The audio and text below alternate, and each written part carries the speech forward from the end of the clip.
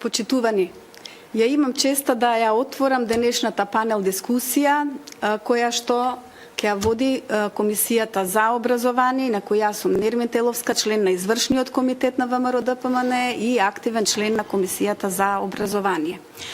Секогаш, како партија и на власт додека сме биле и сега како опозиција, работиме во интерес на граѓанинот. Затоа ја следиме секоја постапка, секој предлог закон на оваа власт, ја критикуваме затоа што ние сме коректори на оваа власт, сакаме да бидеме квалитетни коректори на оваа власт, сакаме да укажеме на грешките, на маните, затоа што работиме за интересите и ги штитиме правата на нашите граѓани. Сакаме граѓаните да имаат реална слика за тоа што се случува во образованието. Ние имаме факти и докази што сме сработиле во минатиот период додека сме биле на власт, но исто така имаме факти и докази за тоа како работи оваа власт. Еве најпрвин ќе му дадам збор на магистар Александар Богоевски да ни каже од негов аспект што тој увидел, каква слика има за ова што го сработи оваа власт. Така. Да кажеме, повелете, господине. Ви благодарам. Како партија, секогаш правиме и краткорочни и долгорочни планови и програми и тоа го евидентираме, го правиме во форма и на документ за нашите стратегии, за нашата идни наши политики. Најновата стратегија за идната наша визија ја нарековме нова ера, за нови утра и нови победи. Нашата визија е да продолжиме да чекориме во тој правец. Ние се залагаме за квалитет.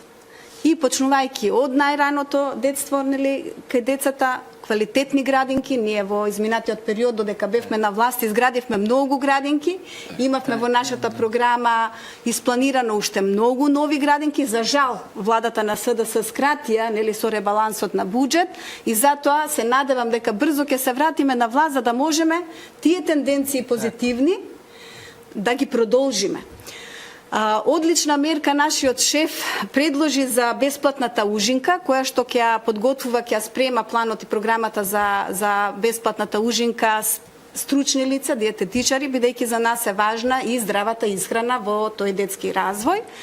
Понатаму сакаме во основните и во средните училишта исто така да имаме квалитетни програми, по можност меѓународно признати програми, сакаме да имаме квалитетен наставнички и професорски кадар, но исто така тој кадар за да може да вложува во себе, да биде мотивиран, да се едуцира, мора да биде и добро платен, реално гледано.